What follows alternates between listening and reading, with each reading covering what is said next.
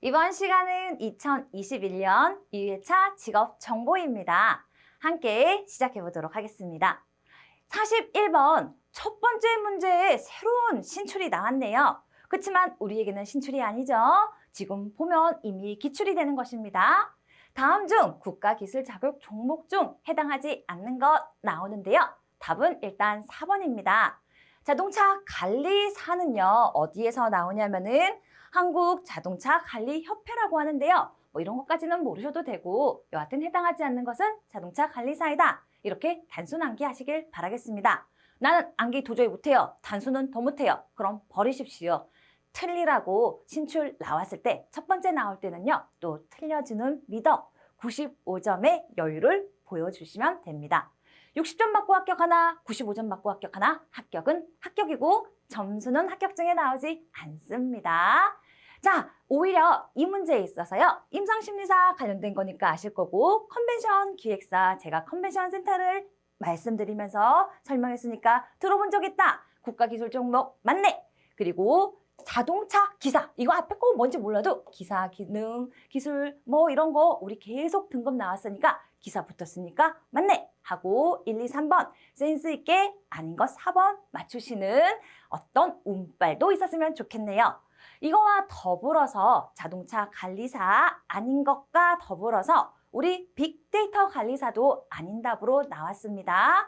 어디였는지 몰라도 됩니다. 여하튼 아닌 것은 빅데이터 관리사와 자동차 관리사. 그러고 보니까 관리사 이것들이 다 틀린 답이네요. 네, 확인하시고 42번 넘어가도록 하겠습니다.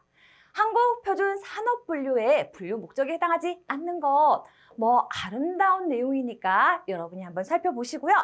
산업을 물을 때는 산업에 대해서 설명이 잘 써 있는지, 한국표준 직업분류 있을 때는 직업에 대해서 설명이 잘 되어 있는지 큰 기준만 잡으시면 되는데요. 이거 보아하니 4번 취업 알선을 위한 구인구직 안내는 직업과 관련된 내용이죠. 그래서 한국표준 직업분류에 해당하는 내용이다 라고 가볍게 저처럼 이렇게 쉽게 떠주는 물 마시면서 가시는 겁니다. 43번입니다. 다음은 한국직업사전의 직무기능, 사물에 해당하는 것 중 무엇에 관한 설명입니까? 이런 문제 자주 나온다고 했습니다. 한국직업사전은 늘 제가 이 패턴으로 설명을 드리는데요. 코봉 개수부의 구성 체계에서 마지막 부가직업정보 안에 직무기능, 사람, 사물, 자료 이렇게 구분되어 있다. 그 중에 사물에서 이렇게 설명했는데 무엇에 해당하는 것인가 고르는데요. 항상 용어 대 용어로 찌찌뽕 한다라는 대원칙 우리는 있습니다. 가성비 한 번 더 가볼까요? 다양한 목적을 수행하고자 사물 또는 사람의 움직임을 통제하고 있어 일정한 경로에 따라 조작되고 움직임을 제어한다. 일단 가장 비슷한 용어 조작, 운전 다 나왔습니다. 그래서 조작하고 운전하는 것은 바로 이 부분에 움직임 나오죠. 조작이 나와야 되는데 여기 있네요. 조작을 동그라미 치고 움직임을 제어한다라고 했으니까 운전하는 겁니다. 간혹 가다가 수동 조작이 나오는데요. 거의 비슷하고 수동 조작 여러분 오토로 운전하는 거랑 수동으로 운전하는 거 어디에서 머리 써야죠? 그렇죠. 수동 조작할 때 뭔지 저 이름은 잘 모르겠지만 크러치인지 브레이크인지 저도 맨날 오토로만 운전을 해봐서 잘 모르겠는데 여하튼 여보세요 신경을 써야 된다는 거죠. 그래서 여기에 사고력을 요구한다라는 사고가 붙으면 수동 조작이 답이 됩니다. 1타 2피 하시고 넘어가도록 하겠습니다. 44번 직업정보 분석 시 유의할 점으로 틀린 것은 나오는데요. 분석할 때는 전문가, 제공할 때는 일반적으로 정보원과 제공원, 날짜까지 꼭 확인해야 된다는 것. 동일한 정보에 대해서는 분석할 때는 다각적으로 분석해야지. 그렇죠. 자기 마음대로 아니면 자기가 원하는 대로 자기의 목적대로 한 가지로 분석하면 삑삑사리입니다. 45번 넘어가도록 하겠습니다. 인간이 복잡한 정보에 접근하게 되는 구조의 근거를 둔 이론이래요. 구조 나오면은 사실 힐튼호텔 생각해서 힐튼 바로 답 찾으면 좋겠는데 그래도 너무 날로 먹으려니까 제가 좀 부끄러워서 더 보도록 하겠습니다.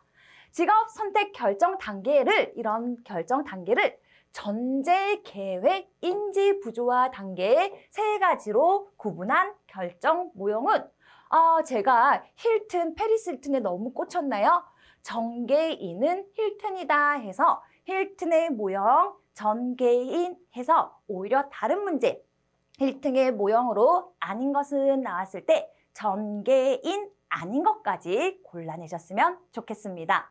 답 힐튼입니다.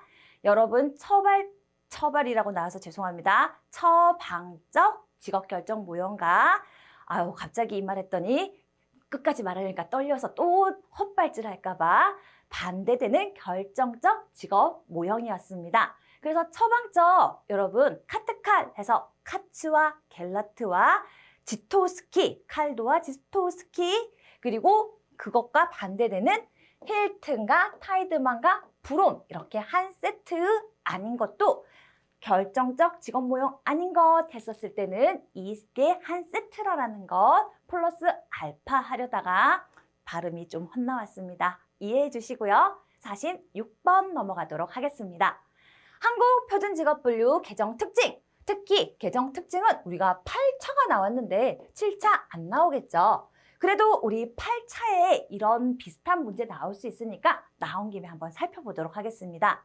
8차 2014년 8월 달에 이렇게 변경되었는데요. 어떻게, 왜 변경되었나? 개정된 이유를 살펴보면요. 코로나 지난 다음에 포스트 코로나에 따라서 보건 전문가 영역들이 확대되었다라는 것입니다. 그것을 반영했고요. 또 당연하게 저출산 고령화의 인구 변화 구조에 따라서 돌봄 인력, 사회복지 인력에 관한 직업군들이 생겨서 그것을 반영했다라는 것입니다. 그리고 뭐 이건 당연하죠. 신생학대, 소멸직업 등을 노동시장의 구조에 맞게 변화에 반영했고요. 고치는 김에 바뀐 거 다 넣어야 되겠죠.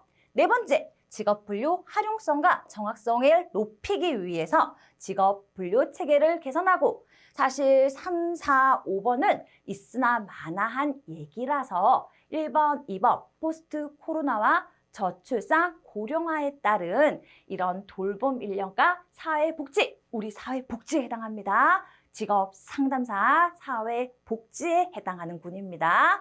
그래서 수요가 반영되었다라는 것 한 번 듣고 또 나올 때 제가 2번, 3번 말씀하는 거 여러분이 시청하시면 자동으로 스폰지처럼 어느덧 자연스럽게 들릴 거라고 확실합니다. 믿어 의심치 않고 넘어가도록 하겠습니다. 47번입니다. 국가기술 자격 이 정도면 이제 땡 잡는 문제가 되셨습니까? 국가기술 자격에 등급 나오면은요. 여기에서 숙련기능 해서 기능사 딱 나오고요. 산업기사 숙련해서 기초기술이 있어야 된다. 그 다음에는 공학기술이 있어야 된다. 최상급 빵 만드는 집밖에 저는 계속 이것만 나오면 빵집밖에 안 나오고요.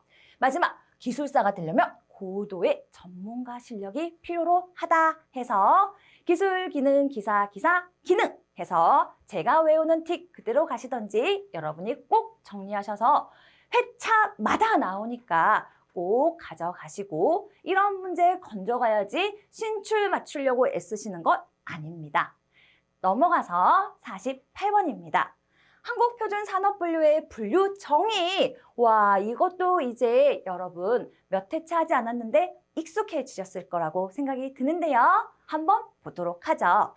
산업은 유사한 성질을 갖는 산업활동에 주로 종사하는 생산단위의 집합이다. 맞는 이야기고요. 산업의 정의 그대로 써있네요. 여기에 활동 유형이다 나오면 산업활동 뭐 이런 것까지도 붙일 수 있습니다. 2번, 각 생산단위가 노동자본, 원료 등의 자원을 투입해서 그렇죠. 두 번째, 재화 또는 서비스를 생산 또는 제가 말했던 일련의 활동과정 바로 나왔네요. 제공하는 일련의 활동과정은 산업활동이다 해서 연속적으로 정의가 나왔고요.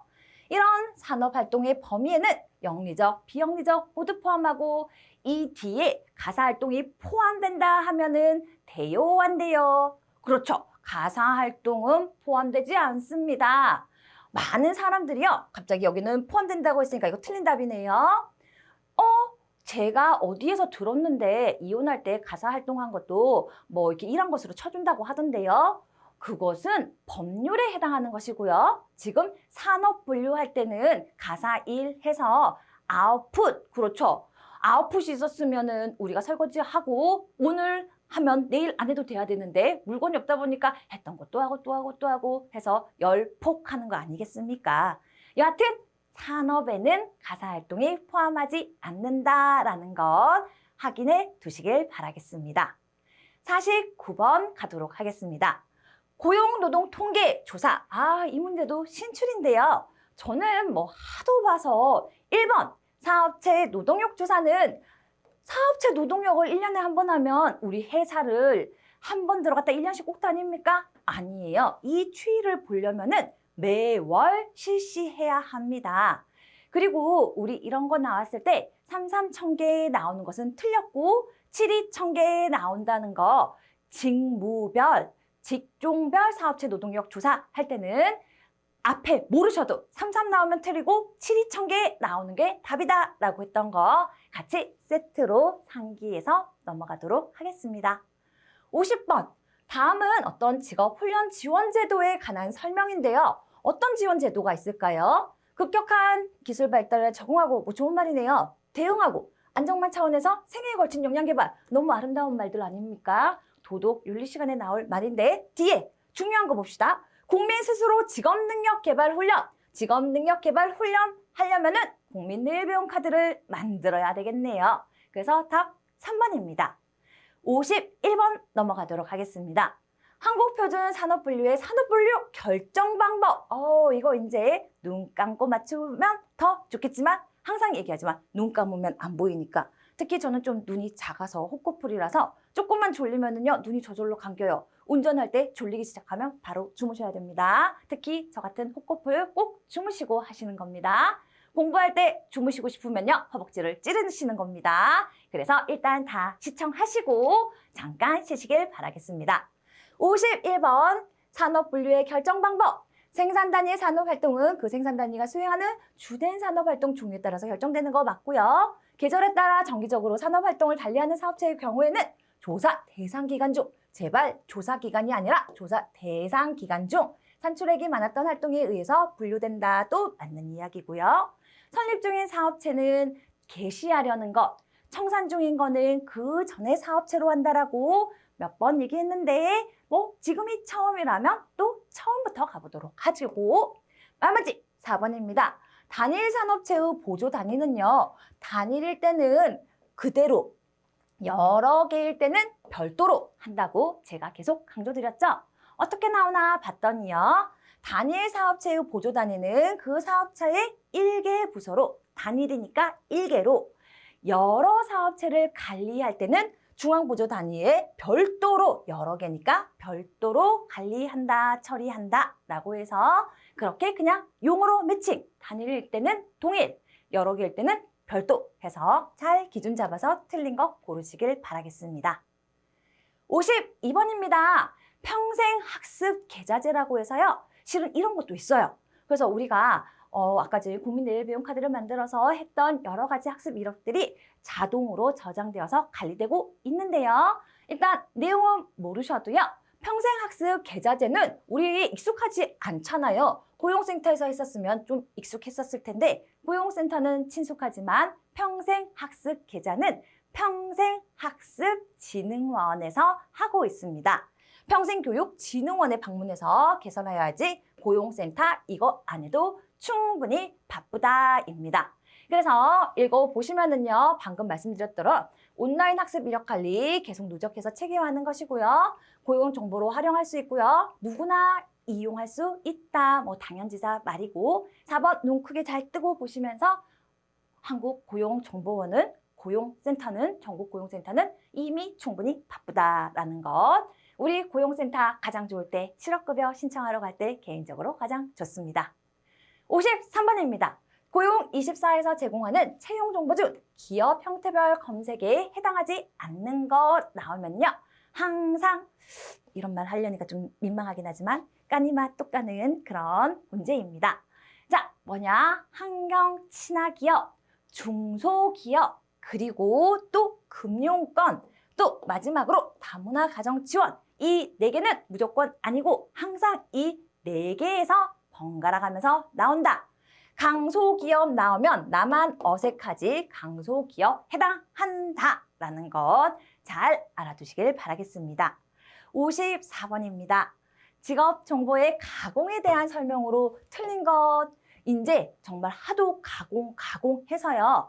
저는 갑자기 내가 한번 가공해볼까? 이런 생각이 들기도 하고 가공하니까 갑자기 또 통조림이 생각나는 이상한 자유현상이 떠오르네요. 상담 시간이 아니니까 다시 집중하도록 하겠습니다. 직업정보의 가공에 대한 설명으로 틀린 것은 정보를 공유하는 방법을 강구하는 단계입니까? 한번 살펴보죠. 정보의 생명력을 측정하여 활용하는 방법을 선정하고, 그렇죠. 가공할 때는 방법을 선정하고 이용자에게 동기를 부여할 수 있도록 구상해야죠. 정보를 제공하는 것은 이렇게 틀린 게 명확하게 있어서 이렇게 헷갈리는 것들이 있어 봤자겠네요. 정보를 고유하는 방법을 강구해서 어떤 방식으로 가공할지 설정하는 거 맞고요. 오답이 가장 많이 나와서 한번 같이 별표를 쳐봤고요. 쭉 편안하게 읽으시다가 긍정적인 입장이 아니라 뭐죠? 객관적인 입장에서 정보를 가공해야 한다. 가공할 때는 다각적으로 분석해서 가공해야 합니다. 55번 넘어가도록 하겠습니다. 고용24. 이상하게 이번 회차에서는 고용24와 관련된 문제가 빈번하게 나오고 있는 것 같습니다. 이 기회에 정리하고 좋죠. 직업정보 찾기에서 하위 메뉴가 아닌 것은 정말 이런 거 몰라도요. 우리 고용24 들어가서요. 사람들 충분히 검색하고 직업상담사가 돼서 잘 활용할 수 있는데 왜 이렇게 하위 메뉴를 묻는 것이 나오는지 모르겠습니다. 여하튼 아닌 것은요.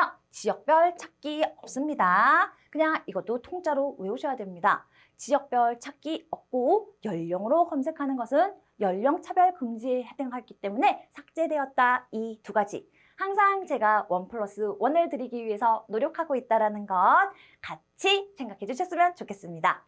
56번입니다. 고용24에서 제공하는 학과정보, 맨날 버리라고 하는 학과정보 왜 이렇게 꼭 한 번씩 나오는지 모르겠네요.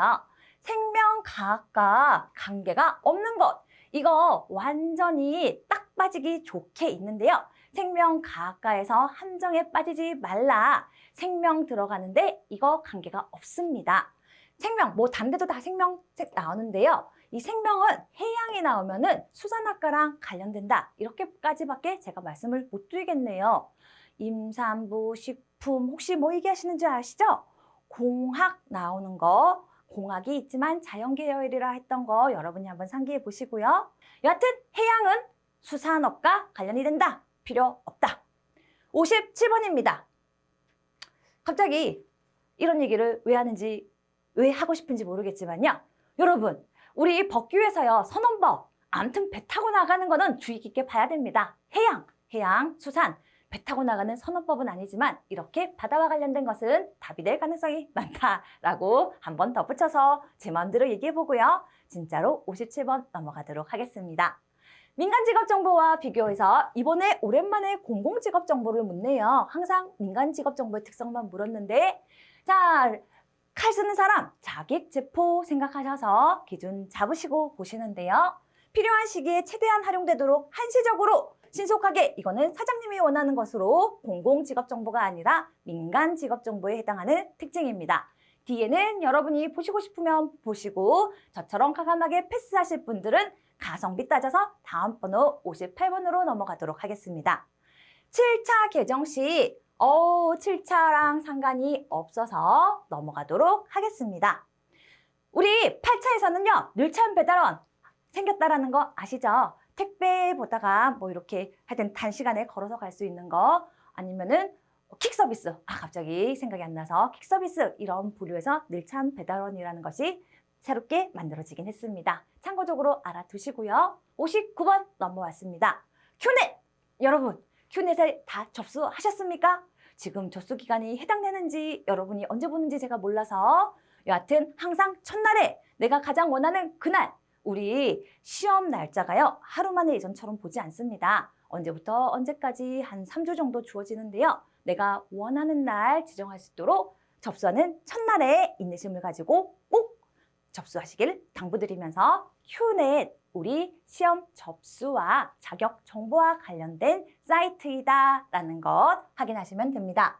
큐넷에서 제공하는 국가기술 자격 종목별 정보를 모두 걸은 것은 이 모든 것이 다 나오네요. 우대 현황, 동향, 연도별 현황, 시험 정보, 수수료 취득 방법, 뭐 이렇게 합격률 추이까지 다 나옵니다. 그래서 59번 모두가 해당된다라고 보시겠습니다. 60번입니다. 직업 정보의 일반적인 평가 기준으로 거리가 먼 것은 우리 어디에서 목표를 정하는지 상관없는 것처럼 이 자료가 얼마나 비싼지는 아무런 상관이 없습니다. 어떤 목적에서 출처가 누군지를 위해서 누가 언제 만들어진 것인지 호포크가 이런 것 얘기하긴 했는데요. 얼마나 비싼 거가 중요하면 정말 서럽습니다. 그래서 제가 이렇게 무료로 강의하고 있습니다. 한 개 괜히 덧붙이기 해보면서 넘어가도록 하겠습니다. 다음 과목 노동시장입니다. 자, 바로 시작해 볼까요? 61번입니다. 노동조합 바로 시작하려고 했는데 첫 번째 문제부터 패스네요. 62번입니다. 1960년대 선진국에서 실업률과 물가상승률 간의 상충관계, 필립스 곡선까지는 생각 안 나셔도 어쩔 수 없고요. 실업률과 물가 상승률이 상충하죠. 특히 요즘엔 좀 상충 안 하기도 하지만 답은 4번인데요. 여러분 생각해 보세요. 실업률이 올라가면은요, 물가가 내려가야지 좋은 거잖아요. 실업해서 돈 없는데. 근데 이럴 때도 또 물가도 올라간다라는 거죠.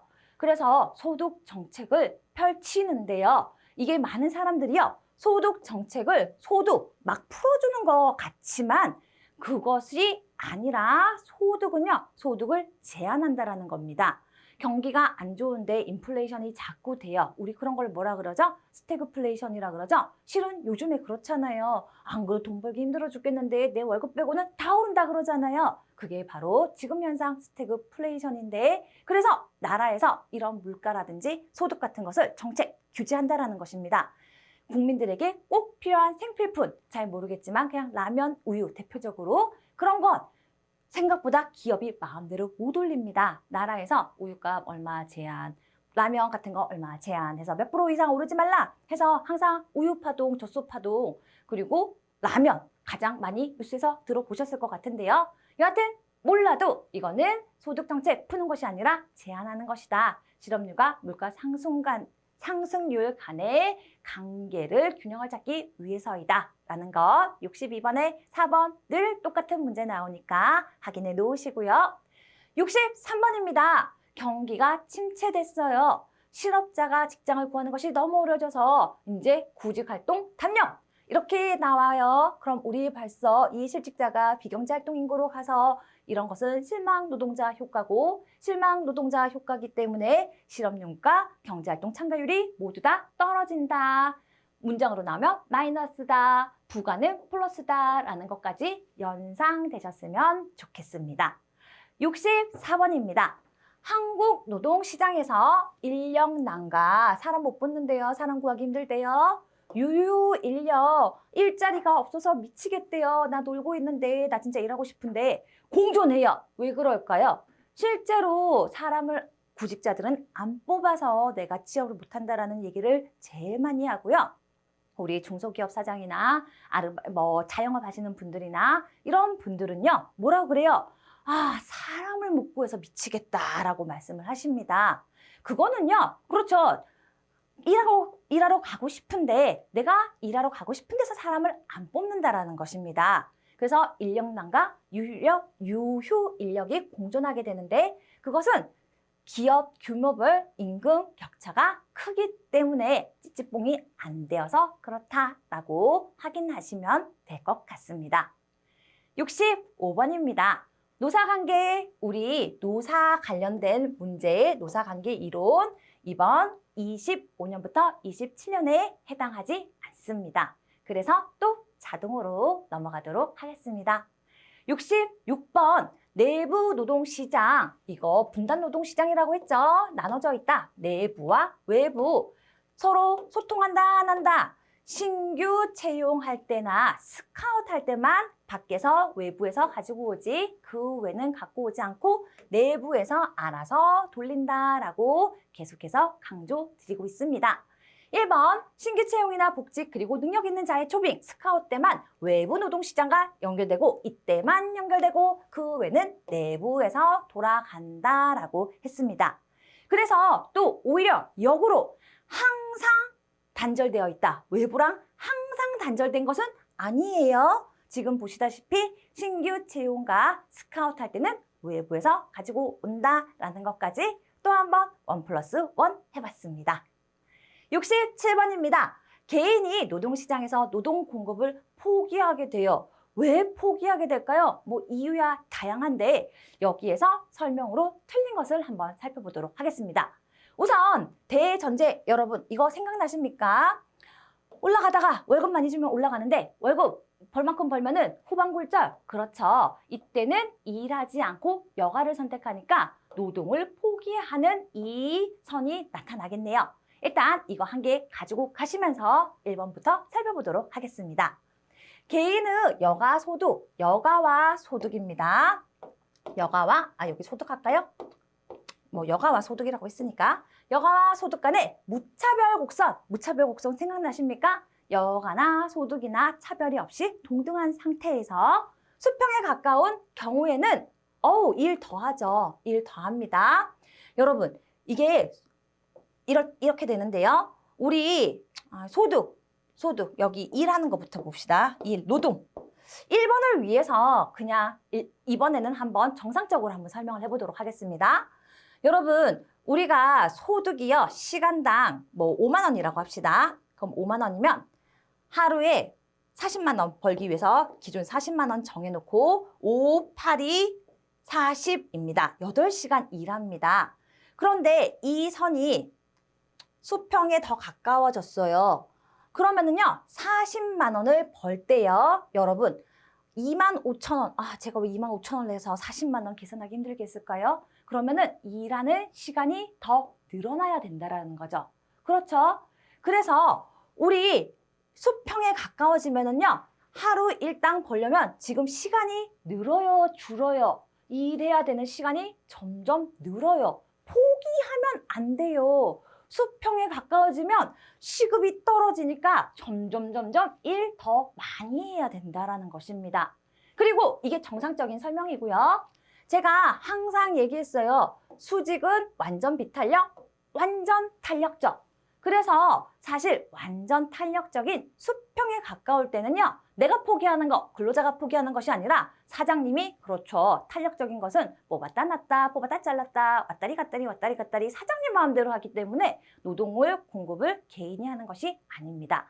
이래나 저래나 1번만 보면 아니구나 하시면서 읽어보시면 머리 아프니까 과감하게 버리시라고 말씀드립니다. 뭐 너무 궁금해요 하시면은요. 제가 일단 많은 분들을 위해서 넘어가고 밑에 댓글에다가 제가 설명을 덧붙여보도록 하겠습니다. 68번입니다.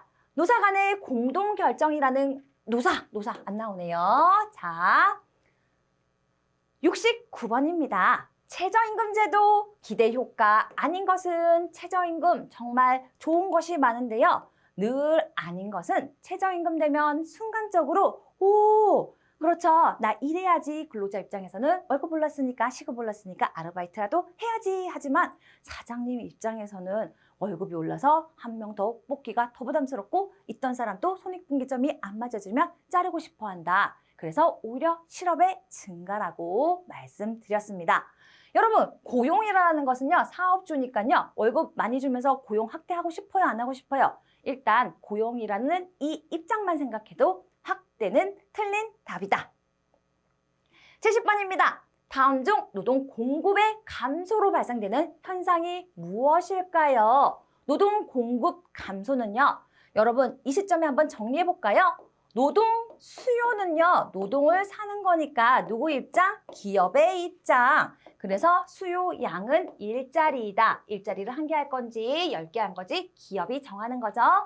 노동 공급은요. 노동을 누가 공급해요? 근로자가 공급하죠. 그래서 근로자의 입장이고 근로자가 실제로 하고 있는 이 일을 의미한다라는 것 기준을 잡고 노동 공급이 감소된다라는 것은 이 일을 지금 안 한다라는 거죠. 그러면은 이 일하는 근로자가 많이 없으면은 공급이 제대로 잘 안 되면 수요할 때 그렇죠. 일할 사람이 없으니까 일할 사람 구해 오려면은 한 명이라도 데리고 오려면은 돈이라도 더 줘야 되겠네요. 그래서 임금 수준의 상승을 초래하게 됩니다. 71번입니다. 해당하지 않습니다. 노동조합 패스하고요. 72번 같이 살펴보도록 하겠습니다. 통상임금과 평균임금에 관한 설명으로 틀린 것입니다. 통상은 통상적으로 주는 것, 평균임금은 그렇죠. 3개월 동안 받은 금액 전체를 어떻게 그 일수만큼 나눈 금액이다라는 거 큰 틀 잡아 놓으시고요. 봅시다. 통상임금에는 기본급과 직무 관련 직책, 직급, 직무수당 등을 포함합니다. 통상적으로 그 일을 하면 이렇게 따라오는 것, 통상적으로 얼마 받더라 라는 것. 그리고 두 번째, 초과급여와 특별급은 통상임금에서 당연히 재워야 되죠. 이거는 왔다리 갔다리 통상적으로 주는 것이 아니라 내가 어떤 달에는 10시간 일할 수도 있고 더 일할 수 있고 어떤 날에는 뭐 한두 시간 일할 수 있으니까 초과급여 자체가 통상적이지 않다라는 것이죠. 평균 임금은요, 고용기간 중에서 근로자가 지급받고 있던 평균적인 거, 그래서 3개월 받았던 거 그 일수만큼 나누는 것을 평균 임금이라고 합니다. 그럼 답이 4번인데 왜 틀렸는지 한번 살펴보도록 하겠습니다. 평균 임금은요, 연장근로, 야간근로, 휴일근로의 산출 기준 임금인데요. 일단 이것은 아니다. 뭘로 한다? 통상임금으로 연장근로 50% 더 주죠. 시간당. 야간근로 50% 더 주고요. 휴일 근무도 8시간 이내에 근무하면 50% 더 주고요. 그러니까 내가 원래 10,000원 받으면 50% 5,000원 준다는 게 아니라 150% 10,000원에다가 휴일 근무니까 50% 더해서 15,000원 시간당 준다는 의미입니다. 8시간 이상 일하면은 100%를 더 주어야 한다입니다. 그래서 이 부분은 법규에 나와서 제가 곁들여서 말씀드렸는데요. 평균 임금이 아니라 이것은 통상임금에 해당하는 것이다. 그리고 법규 얘기가 나왔으니 같이 한 개 덧붙여 보자면요. 그렇죠. 육아휴직급여 뭘로 기준한다? 그렇죠. 통상임금을 기준으로 100분의 100 준다라고 말씀드렸습니다. 73번입니다. 정보의 유통장에 정보가 잘 원활하게 이루어지지 않아서 생기는 실업은 무엇이다? 네, 그렇죠. 정보가 마찰돼서, 그렇죠. 서로 원하는 정보를 가지지 못해서 생기기 때문에 마찰적 실업이다. 구조는 산업구조가 변해서 다 나와요. 경기는 불경기라서 다 나옵니다. 그래서 우리 정보 나오면은 마찰적 이거 한 가지 정도는 몰라도 외우실 수 있을 거라고 기대합니다. 74번입니다. 1998년, 이때 IMF 왔었을 때네요. 경제 위기 기간에 IMF 때 우리 노동시장의 특징과 거리가 먼 곳 IMF 때 다 잘렸습니다. 그래서 외국인 노동자, 있던 노동자 다 유입된 것이 아니라 있던 사람들도 다 나갔어요. 왜? 지금 잘린 사람들이 어디든지 가서 일해야 돼요. 그리고 또 일자리가 없어서 어떻게 했죠? 많은 사람들이 공원에 가 있었잖아요. 여러분이 그때 언제 해당하는지 모르겠지만 저는 정말 기억이 선명합니다. 제 대학교 때라 가지고 취업을 할 수 있을지 없을지 엄청 그때 스트레스 받았던 것이 갑자기 생각이 나는데요. 자, 근로자의 평균 근속기간 감소되면서 그리고 그렇죠. 기업의 유연성이 강조되면서 임시직, 일용직 고용이 증가되었다. 이런 거 모르셔도 외국인 노동자는 그 이후에 2000년대 이후에 많이 들어오게 되었습니다. 75번 넘어가도록 하겠습니다. 임금 상승이 한 개인의 여가와 노동 시간에 미치는 효과 중 소득 효과가 대체 효과보다 클 경우에 나타나는 것은 여러분 이거 생각나시죠? 제가 그래서 정상적으로 소대해서 대가 크니까 이거는 정상적으로 가고 소가 더 큰 거는 말이 안 돼서 거꾸로 간다라는 거. 여가와 노동 무엇을 선택하느냐라고 했을 때 월급 많이 주면은 우리가 당연히 일하는 거, 돈 더 버는 거 선택할 것 같지만 너무 많을 때에는 우리가 시간당 100만 원 받는데 제가 이거 좀 도와주세요 하고 시간당 10만 원 줄 테니까 와서 일해 주시겠습니까? 하면 아무도 안 온다라고 얘기했죠. 차라리 100만 원 받는데 뭐 하려고 일 1시간 더 해서 10만 원 받으러 이까지 오시겠습니까? 그래서 뒤로 간다 해서 답 4번입니다. 여가 시간은 증가, 노동 시간은 감소. 다 모르겠다. 소, 대 해서 소가 크면 근로 시간이 감소, 후방 굴절이 나타나고요. 그리고 대가 크면 정상적으로 돈 더 벌려고 근로 시간이 늘어난다입니다. 그리고 이런 경우가 있는데요. 아무리 뭐 월급을 많이 받아도 계속 일하는 것이 증가하는 경우는 여가가 싸구려예요. 그거 하면 더 스트레스 받아요. 그래서 차라리 나는 그 시간에 일할 거야 하게 되는 경우는 여가가 열등제일 때이다 라는 것 참고적으로 그래프가 보여서 말씀 곁드립니다. 76번입니다. 근로자의 근속 연수에 따라서 임금이 올라간대요. 이거 딱 공무원 생각나시죠? 그래서 공자가 들어가는 영공급입니다. 가볍게 넘어가도록 하겠습니다. 77번 노동조합 안 나오니까 패스입니다. 78번입니다. 임금이 10,000원에서 12,000원으로 증가한대요. 그럴 때 또 고용량도요. 어떻게 120명에서 108명으로 임금이 오르니까 사장님 좀 정리하셔야 되겠네요. 이럴 때 뭘 묻느냐? 노동 수요의 탄력성을 묻는데요. 여러분, 제가 노동 수요의 탄력성은요. 위 노동수 임 해서 위에가 노동수 그리고 아래가 임금이라고 했던 거 기억나십니까? 공급 부를 때는 위 노동 공임 해서 또 여전히 위에가 노동 공급 밑에가 임금인데요. 이거 일단 기억하라고 이렇게 했고 노동 수요의 변화율 임금의 변화율 해서 이제 계산하시면 됩니다. 그래요. 우리 한번 계산해보죠. 저는 실은 안 해도 답이 뭔 줄 알지만 답부터 얘기하기 좀 부끄러워서 함께 계산해보도록 하겠습니다.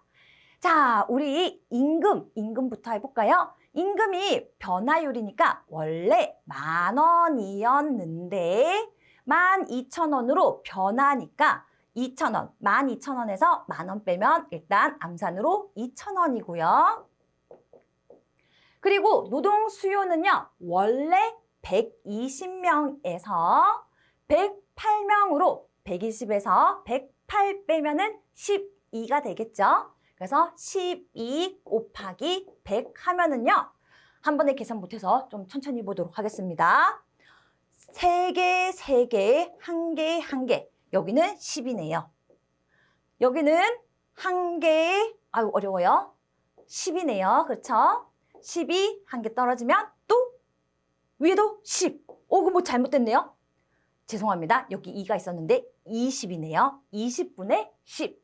여러분 보고 계시죠? 제가 여기서 2,000원 해놓고서는 10이라고 해서 순간적으로 오류가 좀 났습니다. 정말 민망합니다만 여러분이 잘 체크하실 거라고 생각하겠습니다. 자, 다시 한번 죄송합니다. 다시 한번 하겠습니다. 10,000원, 원래 10,000원이었는데 10,000원에서 12,000원, 그래서 2,000원의 차이였습니다. 그리고 곱하기 100 해야지 임금의 변화율이 나오고요. 120에서 원래 120명에서 108명으로 감소되었기 때문에 12. 그래서 120에서 108 빼면 12 곱하기 100인데 저처럼 이렇게 계산 차고하면 끝장납니다. 사실은 뭐 끝장나도 5점밖에 안 버리니까 너무 고민은 하지 마시고요. 갑자기 민망해서 땀이 나려고 하네요. 자, 여기서 3개 지우고 1개 지워서 여기 2 살아있으니까 20%라는 거 꼭 확인하시고요. 위에 잘 계산했더니 10입니다. 여러분 정지해놓고 한번 꼭 계산해 보시기를 바라겠습니다. 2분의 1은 뭐지요? 2분의 1은 0.5이다. 이제 2분의 1이 0.5가 맞는지 제가 신중하게 생각했습니다. 답 0.5입니다. 이제껏 기출에서요. 이거는 진짜 좀 아슬아슬한 멘트긴 한데요. 이제껏 총 10년 동안 나온 기출에서요. 노동 수요의 탄력성은 항상 0.5였어요. 그리고 노동 공급의 탄력성은 항상, 여기 보기가 없네요. 항상 1.5였습니다. 나 이거 계산하는 거 잘 모르겠다 하시면은요. 어떻게 해요? 아유, 진짜 이거는 맞으면 좋고 아니면 패스지만 수요는 0.5, 공급은 1.5라는 것까지 이렇게 제가 다 거저 드립니다. 민망함은 제목이고 여러분은 점수 5점을 획득하는 것으로 생각하도록 하겠습니다. 자, 여기요. 네. 여러분 한번 확인해 보시고요. 책에 여기 오타 있을 거 어딘가 오타가 하나 있었던 것 같아요. 그래서 120에서 108 빼는 거 잘 눈여겨보시길 바라겠습니다. 79번입니다. 또 계산 문제가 나오네요. 저는 또 실수할까 봐 약간 떨리지만 그래도 뭐 괜찮습니다. 사랑하는 학우님들이 다 이해해 주실 거라고 생각을 하면서 봅시다. K회사는요. 네 번째 직원을 채용할 때 네 번째 직원 채용, 모든 근로자의 시간당 임금을 8,000원에서 9,000원. 그러니까 세 번째까지가 8,000원이고요. 네 번째 될 때는 9,000원이 된다는 것이죠. 인상했다라는 것입니다. 만약 네 번째 직원이 시간당 한 개 수입 생산이 10,000원이래요. 10,000원. 동일해야지 가장 좋습니다. 이럴 때 네 번째 직원이 새로 고용함에 따라서 얻을 수 있는 시간당 이유는 자, 봅시다. 우리 한 개 수입 생산에서 4, 9, 36, 36,000원, 3, 8, 2, 24, 24,000원. 그래서 올라갈 때 느는 한 개 수입은 12,000원인데 동일해야 되는데 2,000원 더 많네요. 그러면은 동일하게 가려면은 2,000원이 감소되어야 되겠죠. 깨끗하게 이렇게 정리되어 있습니다. 확인해 보시면서 2,000원 감소 잘 챙겨가시길 바라겠습니다. 여러분 걱정하지 마세요. 기출 이렇게 보시면은요. 한 기출 해당 노동 계산 문제 많을 때 두 문제, 적을 때 한 문제입니다. 딱 계산 문제 다 틀려도 제일 많이 나올 때 두 문제, 신출 두 문제 나왔다 하더라도 두 문제. 어우 정말 재수없어서 신출이 이번에 폭발적으로 네 문제. 그럼 총 6문제에 해당하네요. 정말 제가 차마 더럽게라고 말하기는 좀 그렇고 정말 너무너무 없다 할 때는요. 5, 6, 2, 30 그래도 70점입니다. 그러니까 함께 하시면 항상 안전하게 우리 허들을 넘을 수 있습니다. 허들도 낮지만 여러분의 허들을 뛰어넘기 위해서 저는 여러분의 구름판이 되어드리도록 하겠습니다. 가뿐히 지력받고 잘 넘어가시길 바랍니다. 80번 임금 수준의 결정 원칙이 아닌 것은 임금 수준 결정할 때요. 욕구랑은 상관이 없습니다. 여러분 이거 제 욕구 맞춰 드리려면요. 사람마다 욕구도 다 다르기는 하지만요. 제 욕구 만족시켜 주려면 우리나라 나만 나지 않을 수 있습니다. 생각보다가 허영이 없는데 저 참 검소한데 감소하대요. 너무 시험에 최적화된 하지영입니다. 여튼 세 번째, 네 번째 과목도 이것으로 마무리하겠습니다. 쉬셨다가 다음 과목 노동 법규에서 뵙도록 하겠습니다. 수고 많으셨습니다.